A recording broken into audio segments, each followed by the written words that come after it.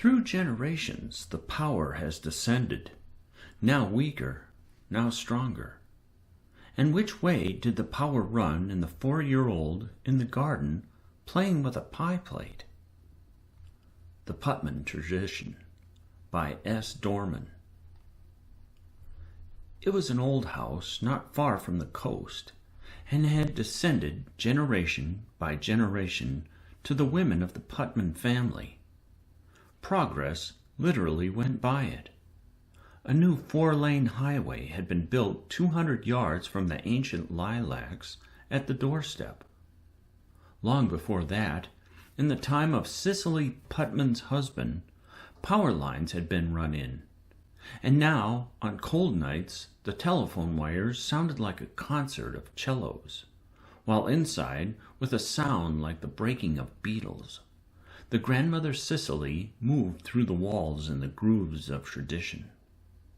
Simone Putman, her granddaughter, Nina Putman, her great-granddaughter, the unbroken succession of matriarchs continued, but times the old woman thought that in Simone it was weakened, and she looked at the 4-year-old Nina askance, waiting for some good sign.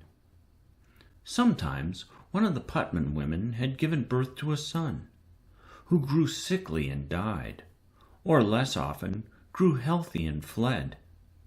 The husbands were usually strangers to the land, the house, and the women, and spent a lifetime with the long-lived Putman wives, and died, leaving their strange signs: telephone wires, electric lights, water pumps, brass plumbing. Sam Harris came and married Simone, bringing with him an invasion of washer, dryer, toaster, mixer, coffee master, until the current poured through the walls of the house with more vigor than the blood in the old woman's veins. "You don't approve of him," Simone said to her grandmother. "It's his trade," Cicely Putman answered. "Our men have been carpenters or farmers or even schoolmasters, but an engineer? Phooey!" Simone was washing the dishes, gazing out across the windowsill where 2 pink and white murex shells stood, to the tidy garden beyond where Nina was engaged in her private games. She dried the dishes by passing her hand once above each plate or glass, bringing it to a dry sparkle. It saved wear on the dish towels, and it amused her. "Sam's not home very much," she said in a placating voice. She herself had grown terrified, since her marriage, that she wouldn't be able to bear the weight of her past. She felt its power on her, and couldn't carry it. Cicely had brought her up, after her father had disappeared and her mother had died in an unexplained accident. Daily she saw the reflection of her failure in the face of her grandmother, who seemed built of the same seasoned and secure wood as the old Putman house. Simone looked at her grandmother, whom she loved, and became a mere vapor. "He's not home so much," Simone said. Her face was small, with a pointed chin, and she had golden red hair, which she wore loose on her shoulders. Nina, too, had a small face, but it was neither so pale nor so delicate as her mother's, as if Sam's tougher substance had filled her out and strengthened her bone structure. If it was true that she, Simone, was a weak link, then Sam's strength might have poured into the child, and there would be no more Putnam family and tradition. "People don't change that easily," the old woman said. "But things—" Simone began.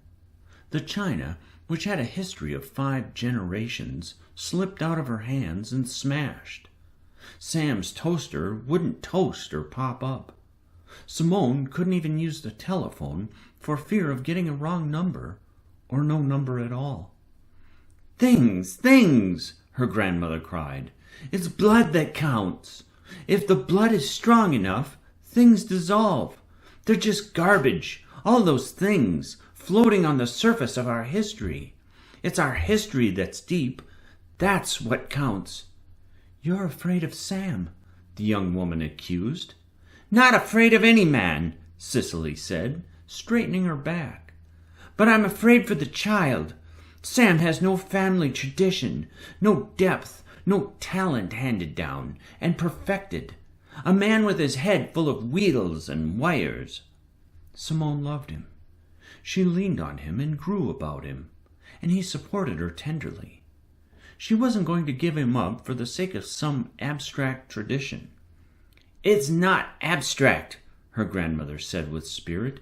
"It's in your blood. Or why don't you sweep the floors the way other women do, the way Sam's mother must?" Simone had begun to clean the house while she was thinking, moving her hand horizontally across the floor at the height of her hip, and the dust was following the motion of her hand and moving in a small, sun-brightened river toward the trash basket in the kitchen corner. Now Simone raised her hand to her face to look at it, and the river of dust rose like a serpent and hung a foot below her hand. "Yes," she agreed, "at least I can clean the house, if I don't touch the good china, and look where I'm going." "Phooey!" the old woman said again, angrily. "Don't feel sorry for yourself." "Not for myself," Simone mumbled, and looked again toward the garden, where her daughter was doing something with 3 stones and a pie plate full of spring water. "I do despair for Nina," Cicely said, as she had said before. "She's 4 and has no appearance, not even balance. She fell out of the apple-rose tree and couldn't even help herself." Suddenly the old woman thrust her face close to her granddaughter. It was smooth, round, and sweet as a young kernel of corn. The eyes, sunk down under the bushy gray brows, were cold and clear gray. "Simone," the old woman said, "you didn't lie to me. You did know she was falling and couldn't get back in time to catch her?" A shudder passed through Simone's body. There was no blood in her veins, only water. No marrow in her bones. They were empty and porous as a bird's. Even the roots of her hair were weak, and now the sweat was starting out on her scalp as she faced her grandmother and saw the bristling shapes of 7 generations of Putman women behind her. "You lied," the old woman said. "You didn't know she was falling." Simone was a vapor, a mere froth blowing away on the first breeze. "My poor dear," the old woman said in a gentle voice, "but how could you marry someone like Sam? Don't you know what will happen? He'll dissolve us, our history, our talents, our pride. Nina is nothing but an ordinary little child." "She's a good child," Simone said, trying not to be angry. She wanted her child to be loved, to be strong. "Nina isn't a common child," she said, with her head bent.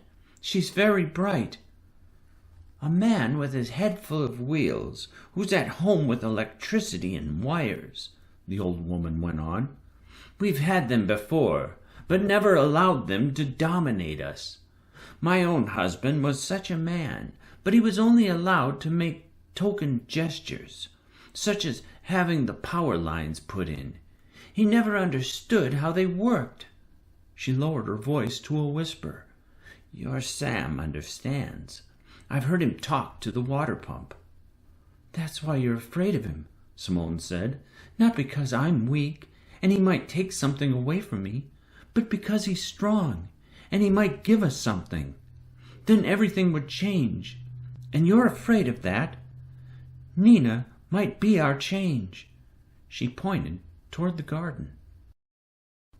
Following the white line of her granddaughter's finger, Cicely looked out into the garden and saw Nina turn toward them as though she knew they were angry.